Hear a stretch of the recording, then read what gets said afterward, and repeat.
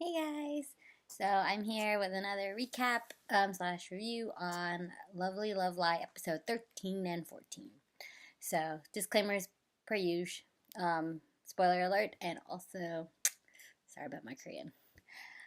So if you don't remember where we left off in the last episode, Chan Young pretty much kind of ran out of round out on the group right before their big performance for the show. So Hangul ends up being on stage with Crude Play, even though he really didn't want to, but he kind of was like, well, they're my friends, so I have to do something, right? So he's up there on stage, kind of nervous, didn't really, was like, I don't know if I should be here, kind of thing.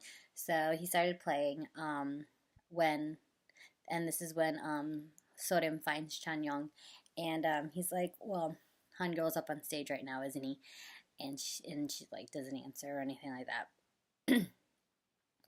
And Chanyeong pretty much like hugs her and says like, "Can you just choose me this one time?"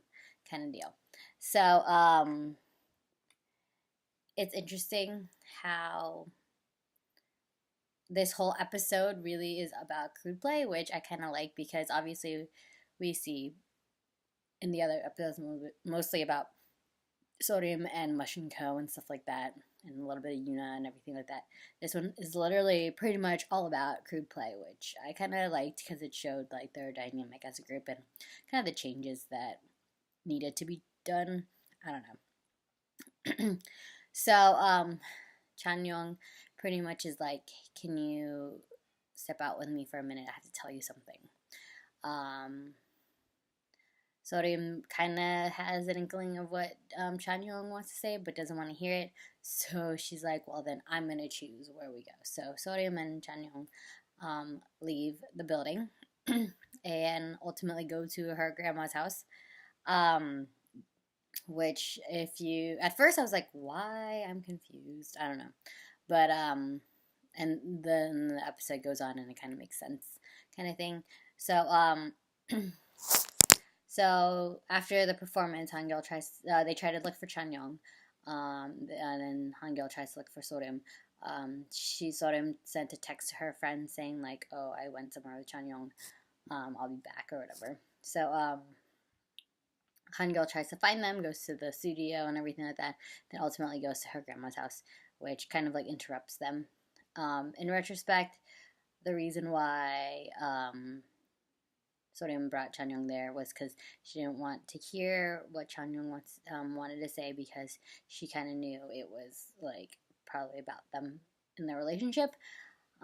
She even mentions to her grandma that she wants to still be close to Chanyeong, different from Hangul, kind of thing, but not in a romantic way, more like a friendship way. And if that, at least that's the vibe I got. So after that whole spiel, and everything, the whole band talks about Chanyeong and like how he's feeling and everything like that being in the band. And Chanyeong pretty much says that he wants to take a break from Crude Play for a little bit and just to find himself. He also mentioned that he didn't ever feel that he wasn't technically part of the group. I mean, he says it on multiple occasions that he felt like he was a replacement, but never actually like felt like he wasn't part of the group, because if that was the case, he would have left a long time ago, per what he said. So I thought that was interesting. Like, he respects his bandmates to not leave, but he still has that feeling where he's like, I don't know how I feel exactly, and stuff like that. So I thought that was interesting. Um, and then Chanyeong starts to want to talk to the CEO about him and him taking his break, and kind of the CEO, kind of confronting him about like, why are you rushing all this stuff, like pushing Crude Play to be who they want, and Mush and Co. what like pushing them to be what he wants, and like all this stuff. Like, is he doing it for the music, or is he doing it for himself, kind of thing. So it kind of questions the CEO. Like, I could see it in his face. That's like, why am I acting like this, kind of thing.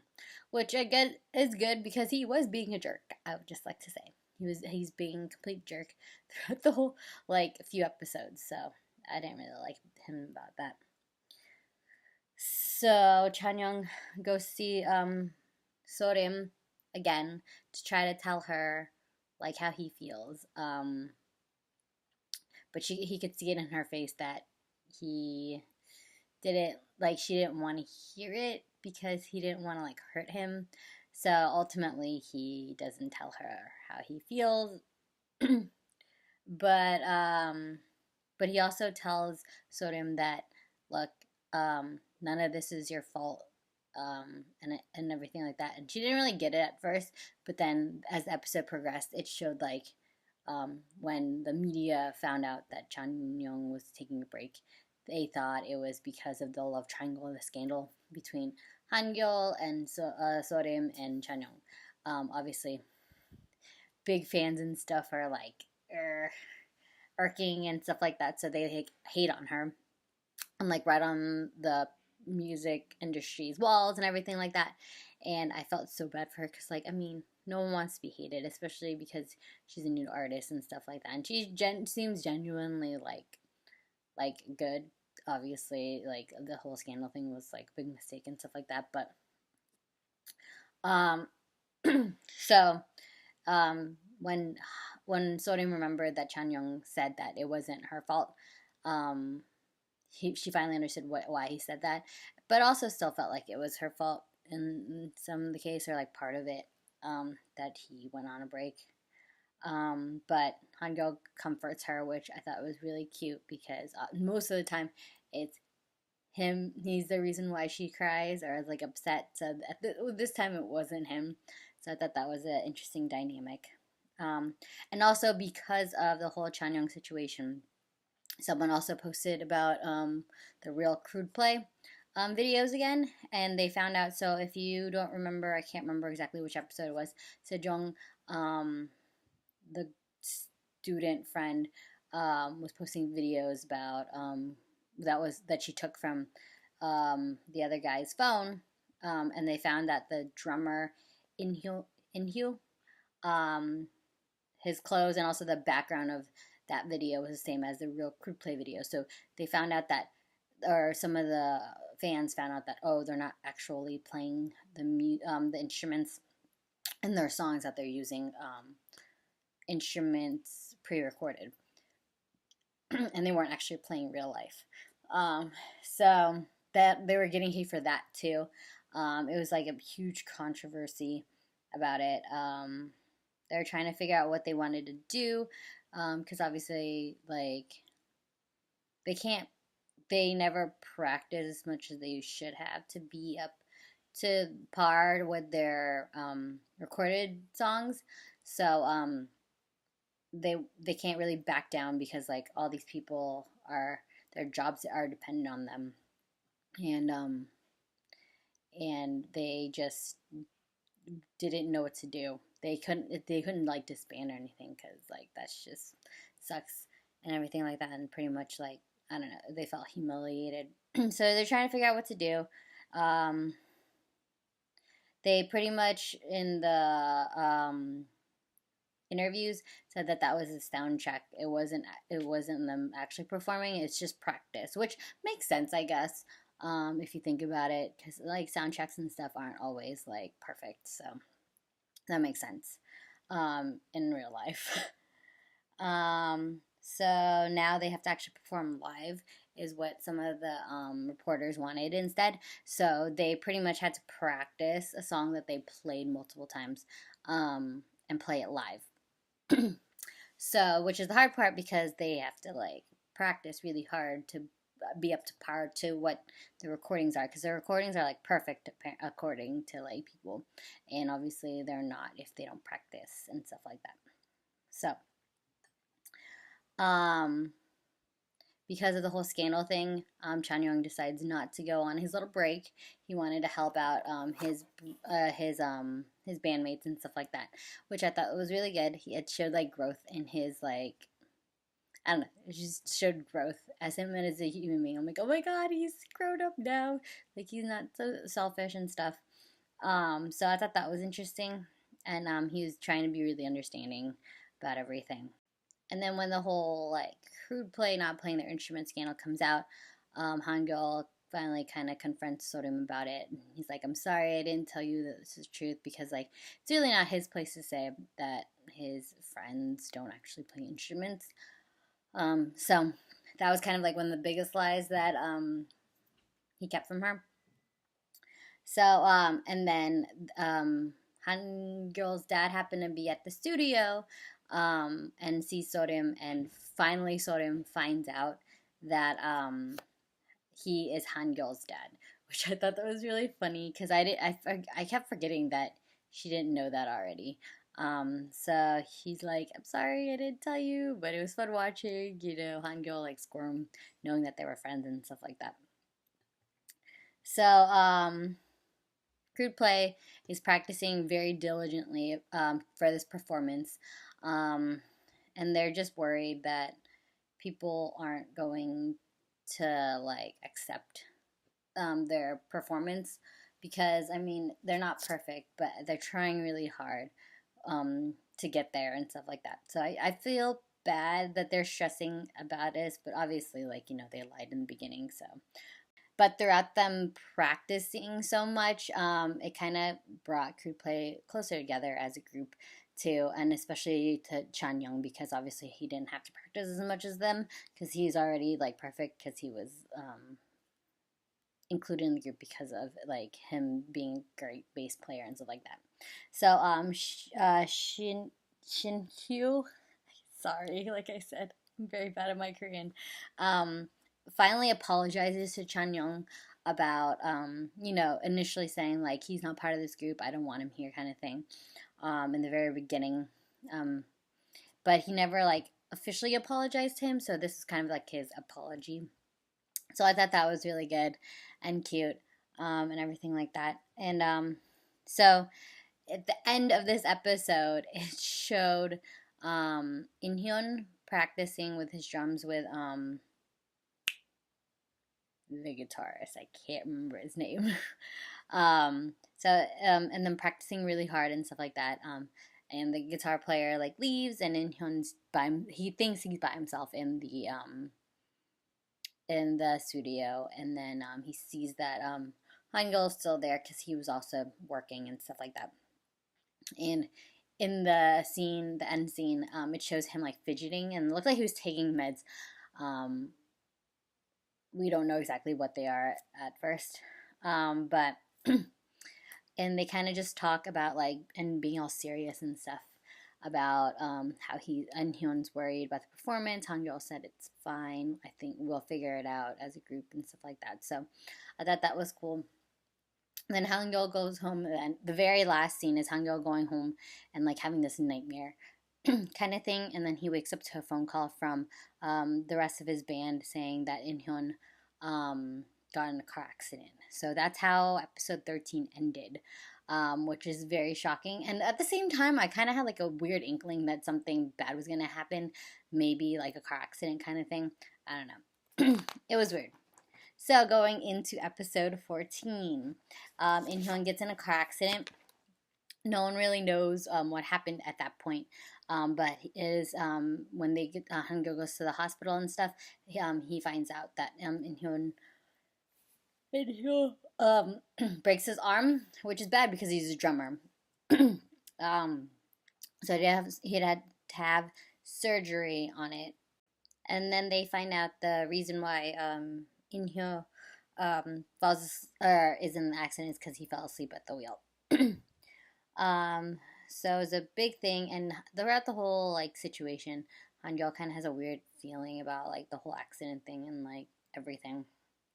So Han-gil happens to talk to In-hyun's mom while visiting at the hospital, and he's like, "Oh, he was supposed to come see you that night," and stuff like that. And In-hyun's mom's like, "Are you sure he was supposed to?" Like, it was weird. Just like she was kind of shocked at like him saying that, and then Han-gil kind of makes up an excuse saying like, "Oh, I must have been confused with Shihin or something like that." And then Han-gil kind of has a weird like feeling like that's just weird. Why would he say that and not actually go and stuff like that?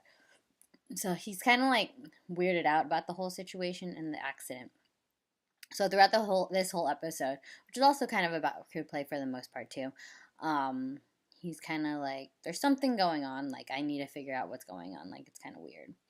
Um, the president decides that she wants to talk to all the soul music and artists to see the kind of the future of that company with the CEO because of all the stuff that's happened, the scandals and everything like that. So she kind of talks to all the artists that are there. Obviously, she only really shows Yuna and music, Mush and Co. Um, so she tells the CEO that she's going to do this, and you can see the regret in the CEO's face when she mentions that that she's going to do this, interview all the artists and stuff because he knows that he hasn't really taken care of them that great. Um, so you can see kind of the regret of like his choices over the past few years and stuff like that. So the president interviews kind of Mush and Co. while they're performing. And she wanted them to perform their new song that they performed at the showcase kind of thing. Obviously, but if you didn't know, the bandmates actually weren't playing the instruments; it was pre-recorded, and Sodium was the only one that was singing live. So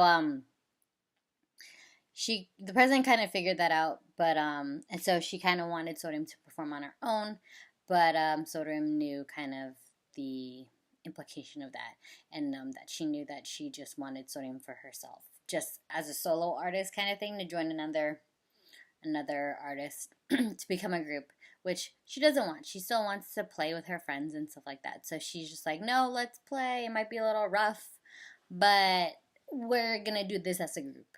So they start playing. Obviously, they make some mistakes, and the president kind of leaves and is like, okay, kind of made my own decision, kind of thing. So Hangul kind of tries to confront Inhyo about like the whole situation. He figures out a little bit kind of like what was going on, that he lied about going to see his mom and everything like that. He tries to confront them about it. But kind of stops because of like people there and stuff like that in the hospital, so he can't really like confront him all the way about everything. So Mush and Co. And the next scene, Mush and Co. is in their dorm, and then Jin Woo, who's the guitarist, kind of finally has like a, I don't know what you want to call it, just like a feeling where like he's like, well, I can't. If you didn't know, Jinwoo pretty much had a crush on Sodium for, it doesn't really show how long up until this episode, but a pretty good crush, like for the longest time. And he didn't tell Sodium about it to ruin their friendship and everything like that. So he finally kind of gets that feeling where like Hangul is pretty much like who she chooses and stuff like that. So I felt really bad because in this episode it pretty much showed that he's kind of giving up on Sodium. He goes for a walk. He tries to Sodium goes after him and stuff like that, and they do a little flashback on when they first met in the playground and stuff. And it kind of shows like him wanting to like tell her that he likes her, but obviously he can't for their friendship and stuff like that. So he finally gives up. And then Gyosun, the drummer, shows up, and they, because they're underage, they drink yogurt drinks instead of like soju or like beer or whatever. So I thought that was a really funny scene that they get drunk off of yogurt drinks. So they're kind of just like being all depressed and stuff about their girls that don't like them back and everything like that. If you don't know this, Sejong was kind of using Gyosun about everything. So they kind of just have that bonding moment And they kind of leave Sorim out of it, which she's kind of confused. She's like, why? But we do everything together. But it's kind of different because, guy issues. So the president of the whole company decides that she's going to pretty much manage Crude Play from now on, because if you don't know the episode next, you'll know why. If you saw the preview for episode 15. So she tells pretty much Shin Hyun to be the leader that he has to be, quote unquote leader, for the group, and kind of just go with what is best for the band.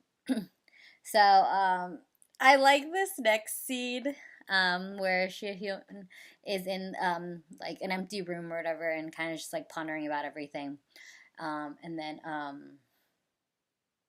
Soyun comes in and is like, "What's wrong?" and everything like that, and she tries to comfort him, but then and they also do this little flashback. So Shihyun says that this whole situation seems weird. It's kind of like when they did the festival and he was worried when he was going to perform, and they do a flashback where Soyun sees him sleeping and stuffs like a little note in his pocket and stuff like that. And with that flashback, they are a little close, and then Sohyun realizes like, oh, they're getting too close, and then like backs off, which she does often, where they like get really close and then she kind of backs off, and stuff like that. And then Shihyun's like, why are you doing this to me? You're like, fine 1 minute and I think we're getting close, and then you just back off. And then she goes like, well, you didn't like you ignored my confession, you threw it out, and blah blah blah. And he's like, what confession? And finally they kiss, and it was the cutest thing ever. Like, I was like screaming, saying like, oh my god, finally, because like they're kind of like the side romance kind of thing in this show, and it's really cute because their relationship dynamic is like, you can see it throughout the episodes, and I really liked. I think in all retrospect, if I had to choose like a favorite couple, they'd be my favorite couple in the show, from different reasons, but I think they're really cute. And then at this point, the president also goes to see Yuna about joining her company and stuff like that, because she knows the potential of Yuna. Yuna's like, no, I want to stay with Seoul Music N. And she's like, well, there might not be a Seoul Music N anymore, so might as well jump ship and come over. So it kind of is leading to the Seoul Music N possibly like not being there anymore, and stuff like that. So Mush and Co goes and see Inhyun in the hospital finally. At first they didn't want Sodium to come because there was like a lot of publicity and stuff like that.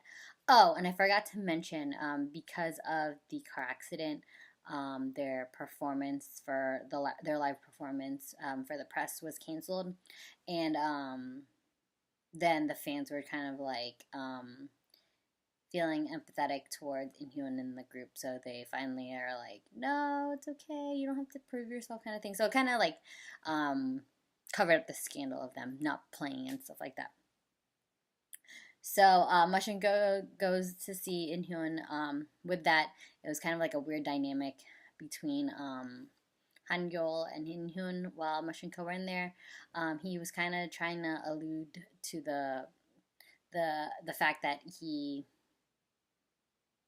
kind of maybe did the accident on purpose, and like him worrying about his friend and stuff like that. And then Hangul runs out, and Inhyun's like, what's going on, kind of thing, and Sodium goes out and comforts him and stuff like that. So we kind of see like Hangul kind of piecing things together, and like his suspicions kind of being like correct,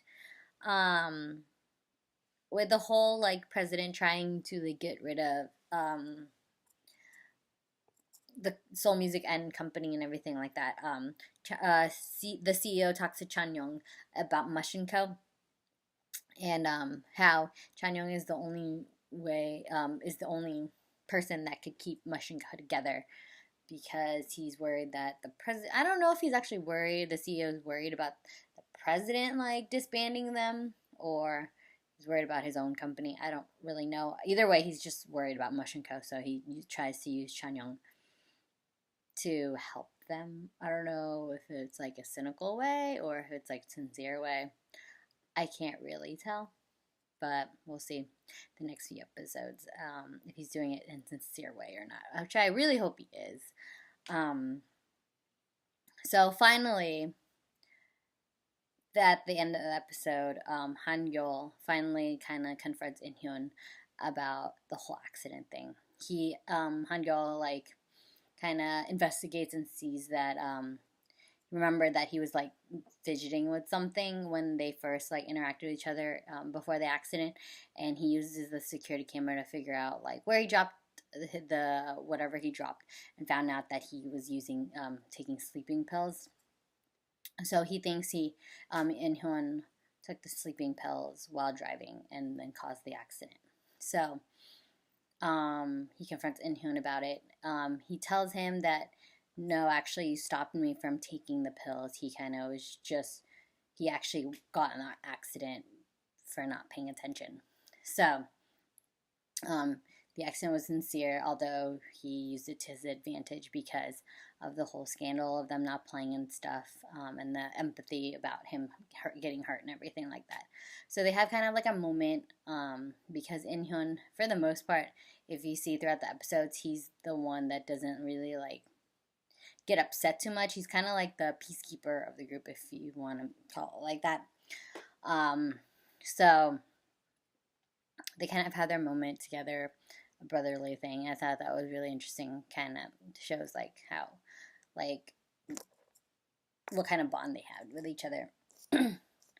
And then Sorim and Han-yeol meet each other because Han-yeol calls Sorim after talking to In-hyun, and they kind of, she kind of tries to comfort him, and Han-yeol kind of blames himself because if it wasn't for him trying to push their group together to become famous, then maybe all of this wouldn't have happened. The whole scandal situation, them saying they aren't actual musicians, and like also the car accident. So Han-yeol does blame himself for everything that's happened because he pushed his bandmates to become famous and everything like that, and also pushed them to like not try to perform, just try to use the recorded music when their performance too. And then it closes with episode 15, which was kind of confusing. The only thing I really got was it showing that they might close Seoul Music N, but the other episodes were kind of confusing because I was like, I don't know what's going on. Like, I need to know what's going on. So that's the end of episode 13 and 14. This video is a little bit shorter because there wasn't a lot going on, like different like cases.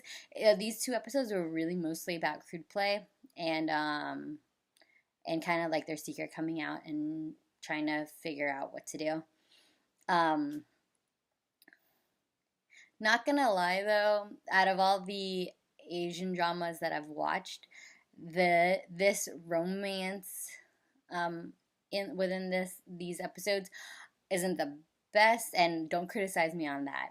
Because I've seen many Asian dramas. Normally, the relationship between the two main characters take a while to develop. And this one seemed a little too fast for me, which didn't pique my interest as much. I'm kind of more interested on the outside relationships with like the band groups and like stuff like that. Not really about the main character, which I don't know. It's different for me because I'm used to, or I don't know if you guys are used to this, but I'm used to more trying to develop the relationship between the main characters. So I don't know. It's a good show, and I like the music. It's just different romance wise, and I don't know if that's what was meant to happen. I don't know. We'll see. I don't know exactly how many more episodes there are. There might be 2 more. I feel like it's probably gonna end soon. I'm not gonna lie, but that's okay with me. I'm also still watching My Secret Romance, which that one, the relationship in there, like you can see like the development of it, which I like better. And I really wish I could do reviews and recaps on that one, but I can't. It's just too hard because they use two shows like show on Mondays and Tuesdays, so it's just really hard for me to do both at the same time. But since I started this one first, obviously I'm gonna finish it. So I hope you guys like this recap slash review on Lovely Love Lie. I hope you guys are enjoying the show. I mean, I enjoy it. It's just not as intense as I would have liked it to be. But I mean, what are you gonna do? So if you guys want to watch it on dramafever.com. I'll leave a link down below. And let me know what you guys want me to watch next. I'll see you guys next time.